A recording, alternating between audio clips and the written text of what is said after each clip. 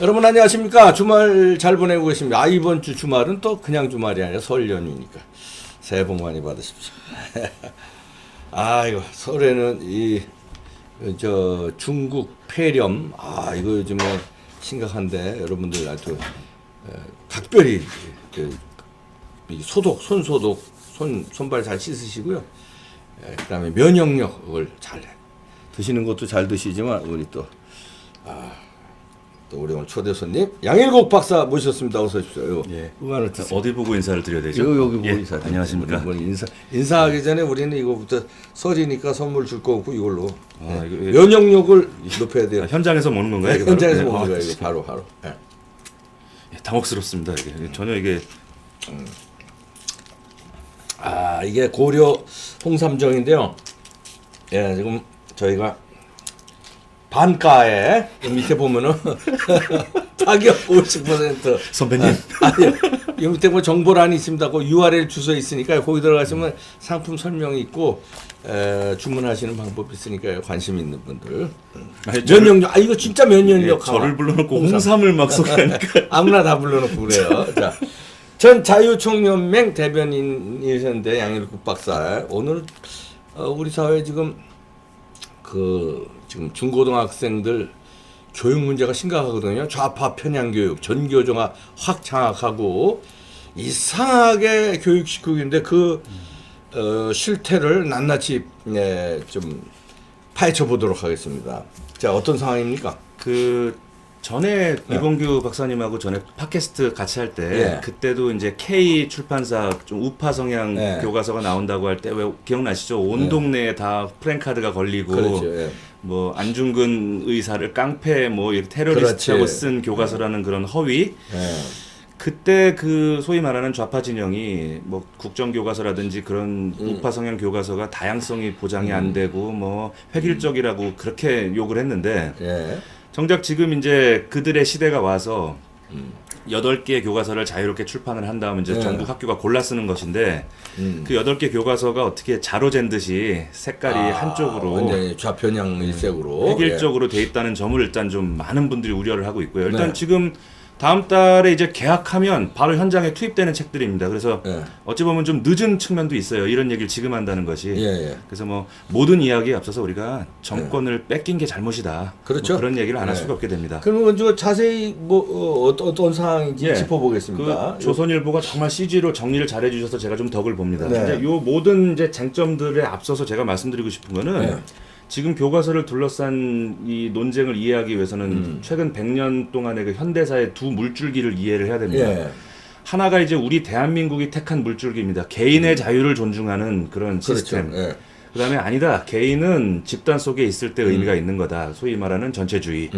그래서 이제 전체주의의 종주국은 소련, 그리고 이제 개인의 자유를 존중하는 자유 진영은 이제 미국과 영국, 유럽 이렇게 되는 거죠. 근데 대한민국이 이제 용케 좋은 카드를 잘 골랐습니다. 물론 이제 45년에 해방되던 때만 해도 어느 쪽이 옳다는 걸 몰랐죠, 그때는. 그렇죠. 근데 50년 지나 보니까 이제 소련이 패망하면서 패망뿐 아니라 거기 사람들 빈곤, 인권 탄압 뭐 엄청나게 다 드러났습니다. 남북의 경제 격차가 뭐 40배 이상으로 벌어진 게 여실히 증명되는 거고요. 그래서 우리가 상식적으로 생각할 때는 그러면 당연히 그 자유진영의 논리, 자유진영의 역사관을 가지고 아이들을 가르쳐야만 될 것 같은데 이념이라는 게 한번 머리에 들어오면 쉽지가 않죠. 그러다 보니까 여전히 1990년에 소련이 패망하면서 그 실험이 끝난 건데 그거에 대한 향수랄까요? 아니면 그것에 대한 약간의 중독이랄까? 그런 것들을 아직도 버리지 못한 분들이 그런 영향이 좀 교과서에까지 지금 스며들고 있다. 이렇게 보시면 됩니다. 구체적으로 보면은요.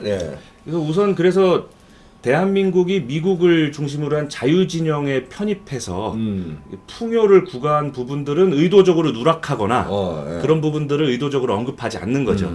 그리고 소위 전체주의 진영, 그러니까 소련에 북한이 편입을 하고 그 과정에서 소련이 빈곤을 겪고 또는 북한이 인권 탄압을 하는 그런 좀 어두운 점, 전체주의 물줄기가 갖고 있는 역사의 그 어두운 점은 숨기거나 남한도 비슷했어 이런 식으로 약간 양비양시론적 그런 것들이 드러나는 것이죠. 몇 가지만 제 말씀을 드리면 뭐 우리 이봉기 박사님도 국제정치 전공하셨으니까 잘 아실 겁니다만은 미 군정과 달리 소련 군정은 북한을 간접적으로 통치했다. 그러니까 좀 소련이 좀 소프트했다는 식으로 적는 겁니다. 예. 8개 교과서 다 해당되는 거예요. 이야, 이게 다 이렇게 왜곡을 시켜. 8개 교과서가 다 이렇게 다 그런 써놨어요? 거예요, 다. 그러니까 소련은 조금 젠틀하게 북한을 통치했고 미국은 직접적이고 약간 뭐 나쁘게 강압적으로 제국주의적 통치를 했다 이런 식으로 했다네. 미 군정과 달리 소련 군정은 간접 통치했다 이런 식으로. 근데 역사적 미국은 그럼 직접 통치했다 이런 식으로. 그런 식으로 쓰고 있는 거죠. 그러니까 이제 오늘 그 명절에 이제 고향에 내려가시면 집에 일가 친척 중에 고등학생들이 분명히 있을 겁니다. 네. 그러면 우리 어르신들이 이 방송 보시는 분들이 네. 좀 차근차근하게 좀 설명해 주시라고. 네. 이 팩트는 그렇습니다. 그 당시 소련이나 미국이나 다 강대국인데 네. 어느 한쪽은 천사고 어느 한쪽이 악마일 리가 없는 겁니다. 국제 정치가. 네. 다 조금이라도 자신의 영토를 늘리기 위해서 고군분투했다 이렇게 봐야 되는 것이고 네. 그리고 소련의 군정, 미군의 군정 어느 쪽이 더 옳았냐의 논쟁은 지금 50년의 시간이 지나면서 다 밝혀진 겁니다. 그렇죠. 미국의 자유주의식 통치가 옳았다는 것은 이미 네. 그건 불변의 진리라고 네. 말씀드릴 수 있습니다. 네. 두 번째가 이제 핵심입니다. 1948년에 유엔이 대한민국을 유일한 한반도의 합법 정부로 인정했다. 요거 8개가 다 안 적었습니다. 안 적었어요? 네, 안 적은 거예요. 아니 이거는 역사적인 사실인데 엄연한 중요한 사실인데 유엔이 대한민국을 한반도 유일합법 정부로 승인한 거 이거는 뭐 이거 다 아는 건데 이거를 교과서에 안 적어요? 거의 역사적 사실이면서 오, 대한민국 우리 정통성인데. 대한민국 역사상 엄청난 성취입니다. 이게. 그렇죠. 아니 막 어떤 친구들이 유엔이 승인한 걸 뭐 우리가 꼭 적어야 돼 뭐 이러는데 아니 승인 받고 싶다고 다 승인 받는 게 아니거든요. 그럼요. 이건 어떤 이승만 대통령의 외교적인 역량과 우리 국민들의 그 역량이 집결돼서 이런 성취를 한 건데 8개가 동시에 안 적고 있다는 건 야. 뭐 어떤 의도가 있지 않느냐라고 우리가 의심할 수밖에 없는 거죠. 그러네요. 예. 그리고 요 관련돼서 또 밑에 요 같은 내용입니다. 예. 우리나라는 저 48년에 정부를 수립한 걸로 적고 예. 북한은 공화국을 수립했다고 적는 거예요. 어허. 그러니까 북한은 건국이 되고 대한민국은 그냥 정부 수립한 정도로 좀 격화된 거죠. 그러네. 우리를 일부러 격화하고 북한을 완전히 정식 국가로 공화국으로 서술을 하고. 여기에는 이제 약간의 배경 지식이 좀 필요한데 네. 우리가 이제 건국이 언제냐는 논쟁이 있었습니다. 그렇죠. 그래서 이제 건국이 언제냐는 논쟁은 두 가지인데 이른바 진보 좌익 진영에서는 임시정부가 생겼던 1919년을 건국으로 보자는 그렇죠. 쪽이고 이제 자유우파 진영에서는 그렇지 않다. 그건 말 그대로 임시정부일 뿐이고 그렇죠. 정식으로 정부가 출범한 48년 8월 15일을 건국으로 봐야 한다. 네. 요게 이제 좀 갈리고 있는데 아니 당연히 이게 나라라는 거는 3대 중요한 요소가 있어야 되잖아요. 그렇죠. 국민, 영토, 주권. 근데 그게 요소를 갖춘 게 1948년 아닙니까? 비로소. 예. 그리고 이제 우리 이론적으로는 우리가 국민, 영토, 주권이 이제 국가의 요소지만 우리 현실 정치에서는 하나 더 필요하죠. 네. 강대국이 인정해 줘야 됩니다. 그렇죠. 그 유엔이 이제 그러니까 인정해주고. 국민, 영토, 주권 있어도 이웃의 강대국이 야 니네 뭐야 임마 이래버리면 그렇죠. 그건 나라 구실을 못하죠. 그래서 1948년 8월 15일에 미국이 그 당시 이제 군정으로 관리하다가 우리가 정부가 출범하면서 축전을 보내왔습니다. 네. 근데 그것으로서 하나의 이제 정식 국가로서의 모든 요건을 갖춘 것은 그리고 그 바로 위에 있는 게 유엔에서 네. 유일 그건 12월이죠. 유일 합법 정부로 승인하니까. 그렇죠. 뭐 이제 8월 15일에 미국한테 승인받고 12월에 유엔 전체로부터 네. 승인받았으니까 끝난 거죠. 이 부분을 다 이렇게 적지 않거나 북한은 건국이고 우리는 정부 수립이라고 하는 거는 그 의미를 엄청 격화시키는 것이라고 볼게는 볼 수 없죠. 그러네요. 네. 국민 영토 주권의 외교 역량까지 갖춘 부분을 적지 않고 그냥 정부 수립이다 그러면 안 되는 거죠. 네. 두 번째 마지막 요 부분도 아주 그 골수에 사무친 논쟁입니다. 네. 6.25의 책임을 엉뚱한 데다 돌리는 그들의 네. 습성은 여전히 계속되고 있습니다. 네. 전에 이봉규 박사님도 종편이나 이런 데서 많이 말씀하셨습니다만 네. 6.25를 좌파들이 얘기하는 네. 패턴하고 북한 핵 문제를 얘기하는 패턴이 되게 비슷해요. 네, 그렇죠. 왜냐면 처음에 우리나라가 이제 정보가 어둡고 이럴 네. 때는 이제 북침설 같은 좀 다소 황당한 얘기들도 좀 그걸 믿는 사람들도 있었습니다. 그러니까 그때 북침설을 처음에 주장할 때 근거는 뭐냐면 이제 전쟁이 나면 군 사기를 복돋아야 되니까 불가피하게 우리가 좀 분리해도 우리가 이기고 있는 것처럼 하는 게 있을 수 있습니다. 그래서 그런 유인물이나 전단지를 근거로 우리가 북침했다는 그런 허무맹랑한 주장들이 그 대학가 주변에서 그런 걸 믿는 사람들이 많았었죠 한때는. 예. 근데 이제 한 80년대 중반쯤 되니까 이제 정보가 다 공개가 되니까 예. 북침설을 얘기하기가 마땅치 않았던 겁니다. 이들이. 그렇죠. 그러니까 이제 어떻게 말을 바꾸냐면 이른바 수정주의 학설입니다. 예. 서로 수많은 교전을 하다가 6.25 날 커진 것뿐이야. 그러니까 누가 먼저 한 건 아니야. 뭐 이런 논리가 있을 수 있고 국제사회와 대한민국이 네. 남침을 유도한 거야. 이런 식의 의견이 막 있었습니다. 근데 뭐 남침을 유도했다는 건 되게 재밌는 것이 원래 북한 주체 사상대로라면 김정일, 김일성 요 일가는 실수할 수 없는 사람들 아니에요? 그렇죠. 예. 그러면 남침을 유도했다고 하는 게 바보죠. 그러니까. 근데 그런 논리가 이제 되어버리는 겁니다. 예. 그러다 이제 잘 아시다시피 90년도에 소련이 망하면서 그 소련의 그 기밀 정보들이 많이 유출됐는데 그게 기밀 정보가 한때는 다 우리나라 국가정보원처럼 다 그 법으로 엄정히 관리되던 비밀 문서인데 나라가 망하니까 그 소련의 그 비밀 문서를 관리하는 공무원들이 돈 받고 판 거예요 우리나라한테. 야 6.25 관련된 자료 있는데 100만 원에 사 이런 식으로 팔았던 겁니다 그게. 그래서 이제 뭐 그 당시 김일성이가 소련에 가서 간청을 하고 중국의 모택동한테 전쟁 자금을 달라고 간청한 기록들이 다 나오니까 도저히 이제 수정주의나 북침설을 얘기할 수가 없게 된 그렇죠. 거예요. 그러니까 마지막에 들고 나온 그들의 히든 카드가 그래 북한이 먼저 일으킨 전쟁 맞아. 그리고 많은 국민들이 희생한 건 안타까운 일이야. 하지만 정의로운 전쟁이었어. 이런 논리입니다. 예. 근데 이 패턴이 북핵하고 똑같아요. 예. 처음에 북한 핵 전혀 그런 거 없다고 잡았대요. 예. 그다음 핵실험을 하고 나니까 뭐 자위용이야. 미국이 괴롭히니까 하는 거야. 아직은 초기 단계야. 걱정할 거 없어. 안보 위기 조성하지 마. 이러다 지금 막 ICBM 쏘고 뭐 거의 완성 직전 단계까지 오니까 북한이 핵을 가진 시대에 또 적응해서 살아야 돼. 뭐 이런 논리. 예. 그게 교과서에 그대로 스며들어 있는 어떻게 겁니다. 써 있습니까? 그러니까 6.25 전쟁은 그 전에 잦은 충돌이 있었다. 우리 둘 다 더 쌍방간에 싸우고 있었는데 6월 25일 날 커진 것뿐이야라고 적은 게 8개 다예요. 아이고, 야, 이 8개 다가 아니 그러면 교과서 고등학교 교과서 이거 8개 말고는 없는 겁니까? 그렇죠. 이 8개 중에서 선택하게 되고 야, 이거 봐라 이거. 뭐 기타 이제 그 자율적인 그 교사들의 역량에 따라서 뭐 대안 교과서 같은 것을 이제 부교재로 둘 수는 있겠지만 일단은 요 8개 중에서 골라야 되는 거죠. 근데 8개가 싹 다 이렇게 나왔다는 거예요? 야, 이거 심각하네. 이게 어른들 학부형들은 모르고 있어요. 이런 거를. 야, 이거 그래서 큰일 뭐 났네. 6.25가 뭐 아까 말씀드린 것처럼 북한의 치밀한 사전 계획에 의한 의도적 남침이라는 것은 이미 이것은 역사적 네. 뭐 팩트로서 우리가 그럼 받아들여야 하는데 그럼요. 그 앞뒤에 그 별로 중요하지 않거나 큰 의미가 없는 것들을 이제 끼워 넣어서 6.25라는 의미를 좀 물타기 하고 있는 것이 아닌가 그렇게 생각이 네. 됩니다. 이 부분은 우리가 이번 명절에 그 집안에 있는 학생들한테 잘 좀 가르쳐 줘야 될 것 같습니다. 네, 그 다음에 어떤 겁니까? 그 다음에 이제 이 경제 부분인데 네. 대한민국의 경제 성장, 기업가 정신 이런 것은 안 적는 겁니다. 그리고 대한민국의 경제 성장은 미국에게 결탁하거나 미국에게 이제 곁다리로 이렇게 해서 얻은 거다. 어부지리식으로 한 거다. 그러면서 북한의 극심한 빈곤이나 어떤 그 가난에서 비롯된 인권 폭정 이런 것들은 얘기하지 않는 것이죠. 역시 그것도 대한민국의 경제 성장을 어떤 강대국에 의존한 외세에 의존한 불완전한 것 그런 식으로 묘사한 게 8개 다 해당되는 것이죠. 그리고 북한은 이제 자발적으로 해결한 거고. 아니 우리가 그러면 이것도 역설적인 게 우리가 미국에 의존해서 경제가 이렇게 됐다 그러면 한미동맹 더 강화해야지.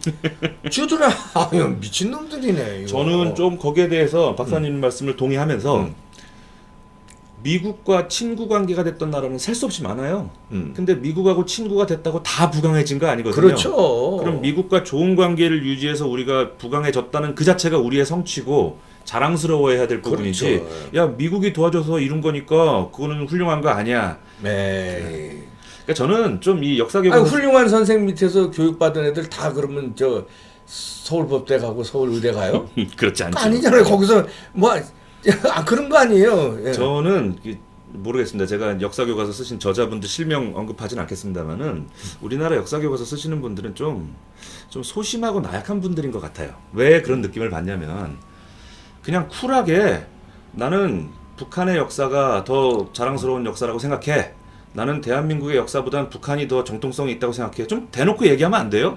그렇게 얘기는 못하니까 대한민국은 정부 수립이고 북한은 건국이야. 대한민국의 경제 성장은 미국에 의존한 거야. 6.25는 둘 다 툭탁거리다가 커진 거야.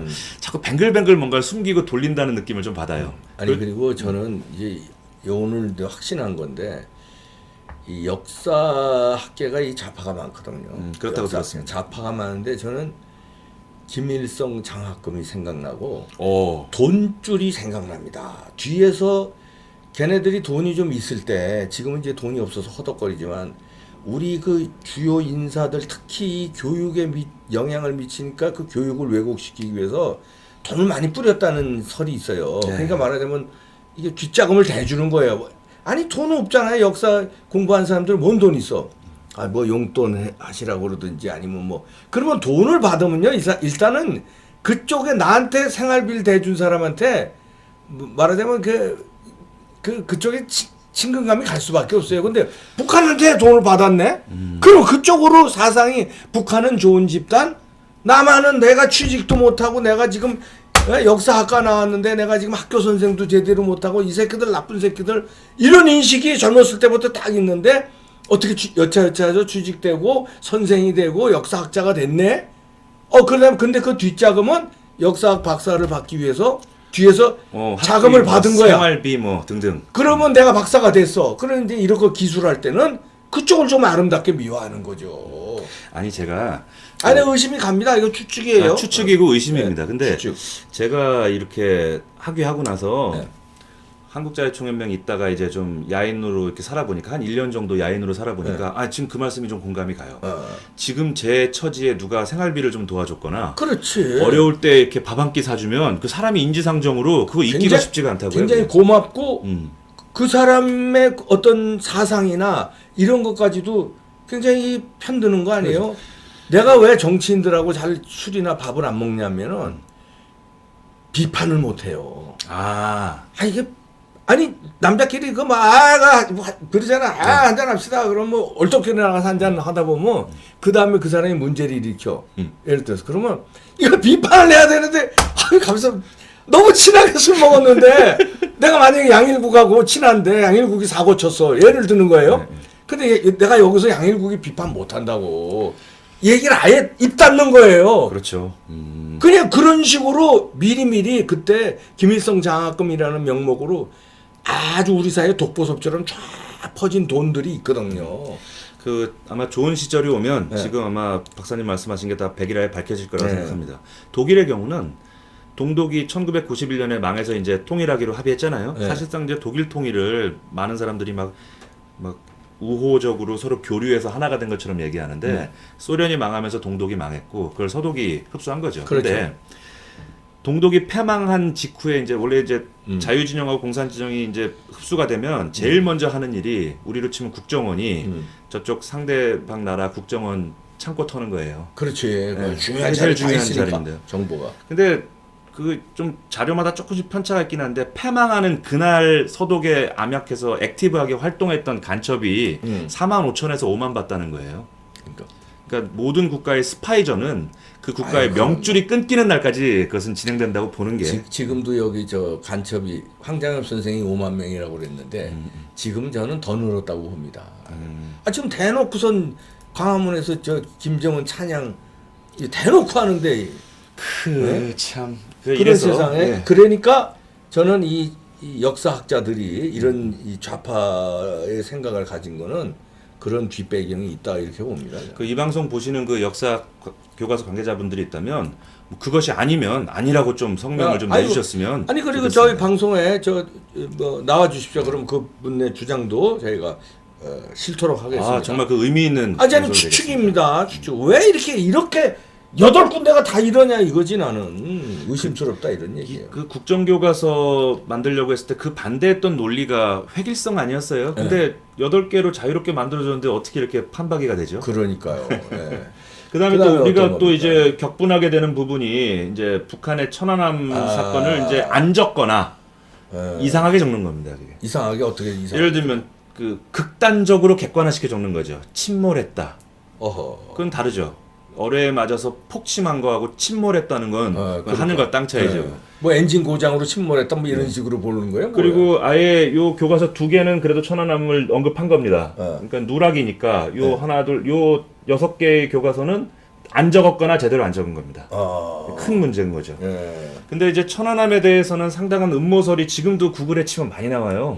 제가 그 부분을 좀 연구해 봤는데 이 뭐든지 음모설이 나올 때 마이크로 한쪽에 집착하면 전체 그림이 안 보여요. 그렇죠. 무슨 뭐 어뢰 조각이 어땠다더라 이런 자꾸 작은 쪽으로 같이 들어가면 논쟁만 커지고 그렇죠. 크게 벌 필요가 있어요. 그럴 때는. 네. 자 그냥 북한이 안 했다고 칩시다. 그냥 북한이 한 적이 없는데 그 당시 MB 대통령이 네. 아무 죄 없는 북한에게 엎어 씌웠다고 칩시다. 그냥. 네. 그러면 MB 대통령은 외교 천재, 외교 신인 거예요. 그 논리라면. 왜냐면 북한이 하지도 않은 짓을 북한한테 엎어 씌운 걸 유엔의 안보리의 결의안까지 이끌어낸 거 아니에요. 그럼 거의 MB를 일컬어서 외교의 신이라고 칭찬하는 거하고 똑같아요. 네. 그리고 그때 기억납니다. 그때 이봉규 박사님하고 저도 뭐 인터넷 방송 통해서 천안함 얘기 많이 했는데 예전에 네. 그때 만약에 천안함이 우리 국민들이 전폭적으로 북한에 대한 규탄 의지를 보이고 이런 음모설에 휩쓸리지 않았으면 그 유엔 결의안이 훨씬 더 구체적이고 강력할 수 있었어요. 네. 제가 이거는 그 외교 쪽의 실무자 분한테 직접 들었습니다. 어.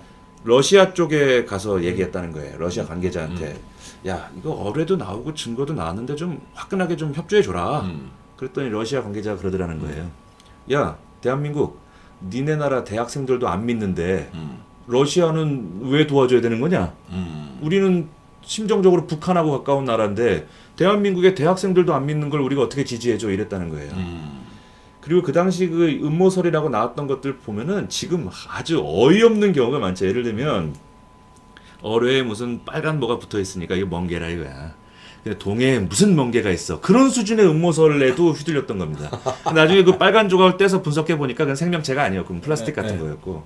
그 다음에 이제 이건 제가 그 언론사 이름은 얘기하지 않겠습니다. 이제 좌익 언론의 어떤 분이 야, 그 천안함 사고가 있던 그 해역에는 우리가 미국의 로키드 마틴 사로부터 엄청난 그 이지스함도 사오고 첨단 레이더를 가진 장비가 다 있었는데 왜 북한의 폭침이 맞다면 왜 북한 잠수함 관측 못했어? 이러고 이제 로키드 마틴사에다 편지를 보낸 거예요. 이거 해명해라. 근데 이제 이 방송 보는 밀떡분들 있죠. 군사 매니아들 보면 다 웃습니다 지금. 네. 잠수함은 관측하는 건 레이더를 관측하는 게 아니라 소나라는 그 수중 그렇지. 탐지기를 그러니까 레이더와 소나의 차이도 모르는 정도의 언론인들이 그런 음모설을 유포했다는 거요. 그런 것이 아직도 교과서에 스며들어 있다는 것이 좀 통탄할 노릇이죠. 그러네요. 예. 그리고 무엇보다 이 천안함이라는 것이 우리 국민들한테 그 당시에 엄청난 안보의 위협을 일깨워 주면서 동시에 그 햇볕 정책이라는 것의 그 환상에 대해서 깨주는 그런 역사적 의미도 저는 적어줘야 된다고 생각합니다. 그렇죠. 예.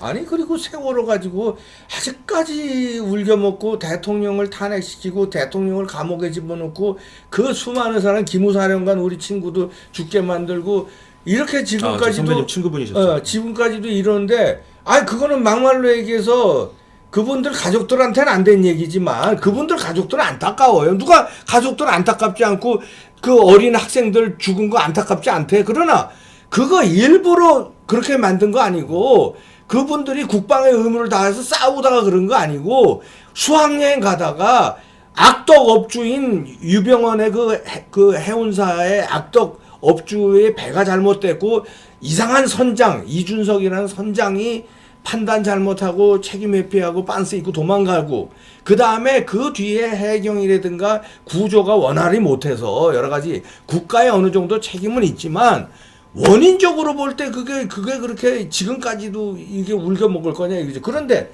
이거는 오히려 국방의 의무를 다하다가 적에게 폭침을 당해서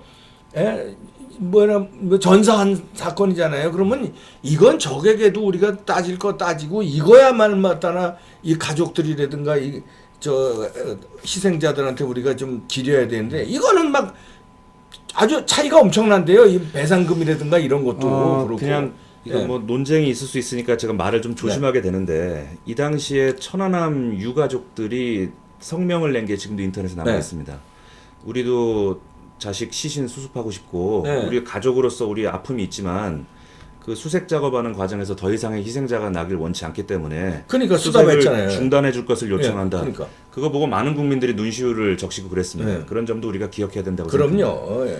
그리고 이제 연평도 포격 사건은 이제 천안함하고 조금 성격은 다른데 천안함은 말하자면 이제 음모설, 그 이제 그 바다에서 벌어진 일이기 때문에 이거 눈으로 볼 수가 없는 일반인들은 눈으로 볼 수가 없습니다. 이제 연평도는 백주 대낮에 이제 포탄이 날라오는 상황이기 때문에 어떻게 보면 이건 이제 연평도의 경우는 음모설이 개입할 여지가 거의 없었죠. 그럼 뭐 다 아니 동영상으로 다 봤잖아 우리가. 그런데 8개 교과서 중에 지역사 교과서는 연평도를 안 쓴 겁니다.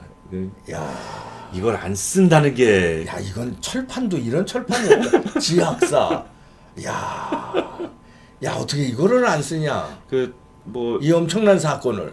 약간 요걸 이제 인터넷 용어로 요런 걸 용자라 그럽니다. 용자, 아주 용기 있는 용기. 거예요. 용자라고. 어떻게 이걸 안 쓸 수 있느냐? 아 눈으로 빨갛게 우리가 봤는데 동영상으로.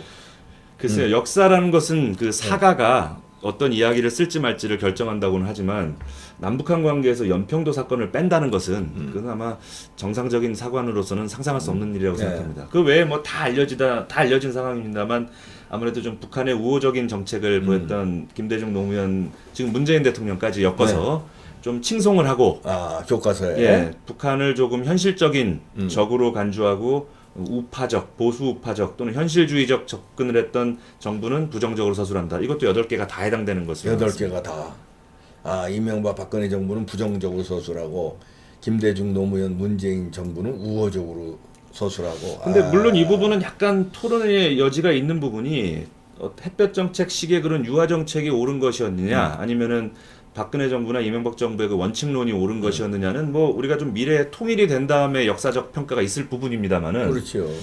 근데 이런 식으로 갈라서 아예 교과서에서 아이들한테 뭐 대학원 수업에서 그렇죠. 뭐 어떤 교수가 어떤 논점을 가지고 예를 들어서 햇빛 정책은 옳았다. 이거 근거를 쫙 대면서 대학원생들하고 그러니까 연구 논문을 하는 거 하고 아니 이건 중고등학생한테 김대중 노무현 문재인은 뭐 우호적으로 잘했다 그러고 이명박 박근혜는 부정적으로 서술하는 거는 이건 편파적이죠. 아니 근데 이건 조선 시대에도 왜 그 사가들이 역사책을 어떻게 쓰는지는 왕이 못 봤다 그래요. 네.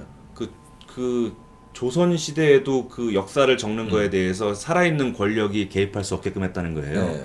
그리고 나를 어떻게 역사가가 썼는지는 나는 살아생전에 못 보는 거예요. 그렇지. 내가 죽으면 내 아들이 대를 이어서는 볼 수 있지만은 정말 낯뜨겁다는 생각을 해요. 지금 교과서에 대문짝만하게 문재인 대통령과 김정은이 그 판문점에서 악수하는 사진을 이렇게 걸어놓는 걸 보면서 정말 이 세상의 법도가 무너진다는 게 이런 것인가라는 생각도 좀 하게 됩니다. 그래서 뭐 이 모든 것들을 다 종합을 하면 결국 북한 정권의 치부는 좀 덮어주거나 미화시켜주고 대한민국의 빛나는 부분은 조금 어둡게 표현하는 그것이 8개에 다 해당되는 것으로서 이게 정리가 되는 거죠. 이게 마지막에 김정은 정권을 우호적으로 서술한다. 어쨌건 조선일보가 분석한 데이터로는 8개가 다 해당되는 것입니다.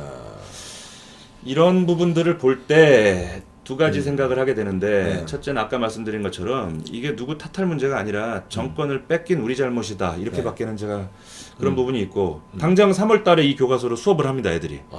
이번 명절에 우리 저 이범규 TV 애청자분들이 집안 조카들 다 이렇게. 근데 한 가지 제가 말씀드리고 싶은 건 저도 태극기 집회 나가서 좀 뭐 광장에서 가보고 했는데 이 우리 애국 우파분들이 지난 최근 3, 4년 동안 너무 상처가 많고 한이 많아요. 그러다 보니까 뭔가 나와 생각을 같이 해주지 않는 젊은이들이 원망스러운 거예요. 그러다 보니까 광장에서 제가 이거 직접 본 겁니다. 이게 태극기 집회가 한창인데 대학로였어요. 그 젊음의 거리 아니겠어요? 네. 그러니까 남녀 커플이 이렇게 웃으면서 지나가는데 그게 못마땅한 거예요. 어떤 어르신이 지금 뭐 나라가 이 모양인데 이놈들은 지금 낄낄거리면서 지나가느냐 이러면서 막 화를 내고 또 그 젊은이는 또 억울하잖아요. 왜 저한테 그러세요? 뭐 이러면서 안타까운 장면이죠. 그러니까 그 점을 우리가 상기하면서 지금 젊은이들이 일부 우리와 생각을 같이 해주지 않는다고 해서 너무 미워하거나 이건 다 빨갱이 교과서야 이렇게 하기보다는 잘 다독이고 타일러야 됩니다. 우리가 좀 참고 뭐 어쩌겠습니까? 지금 시기가 그렇죠. 그러니까. 자, 안타까운 일이죠. 그러네요. 그러나 그렇죠. 그런 것도 우리가 좀 성숙되게 우리 태극기 집회할 때 젊은이들 약간 우리가 생각이 다르다고 해서 막 공격하는 것보다는 잠깐 우리 편으로 만들거나 아니면 이렇게 점잖게 이렇게 하는. 그리고 뭐 이제 마지막으로 제가 꼭 얘기하고 싶은 게 생각이 났습니다. 우리 20, 30대 친구들이 어떤 지금의 분위기에서 교육받은 친구들임에도 불구하고 그때 우리 동계 올림픽 때 왜 무리하게 단일팀 만들어서 아주 국가대표 선수 준비한 선수들 일부가 큰 손해를 봤잖아요. 그때 20, 30대의 85% 이상이 반대를 했습니다. 그거는 저는 그게 우리나라 젊은이들의 희망을 그때 본 거예요. 문재인 정부를 지지한 건 사실이지만 그렇다고 해서 문재인 정부의 모든 것을 맹목적으로 따르지는 않는 세대인 겁니다. 그리고 지금 그 85%보다 많은 숫자의 젊은이들이 유튜브와 SNS로 전 세계에 돌아가는 걸 보고 우리나라 가수들이 빌보드에 올라가고 방탄소년단에 열광하는 이 세대가 이런 전체주의에 경도된 이런 교과서를 아무리 가르쳐도 그 선배님도 학교 다니실 때 도덕 기억나시죠? 네. 도덕책 보면 우리 되게 좀 웃겼잖아요. 긴 게 답이고 좋아 보이는 게 답이라고 우리가 낄낄대고 그랬습니다. 이렇게 해봤자 시대의 대세는 세계화와 자유주의의 대세로 갈 수밖에 없다. 그렇죠. 그래도 이런 교과서는 분명히 정권 바뀐 다음에는 이걸 다 바로 잡아 다 원위치로 정상화로 돌려놔야 되겠습니다. 비웃음거리가 될 겁니다. 이렇게 가르치면. 자, 양일국 박사였습니다. 아유, 고맙습니다. 감사합니다. 여러분들 명절 연휴 잘 지내시고요. 아, 이렇게 면역력 높이시고 그다음에 건강 손발 잘 치시고요. 중국 폐렴 아주 무섭습니다. 중국 여행 가시는 분들 특별히 조심하시고요. 이쪽에 보면 구독 있으시죠? 구독 눌러주십시오. 행복하십시오. 고맙습니다. 내일 뵙겠습니다.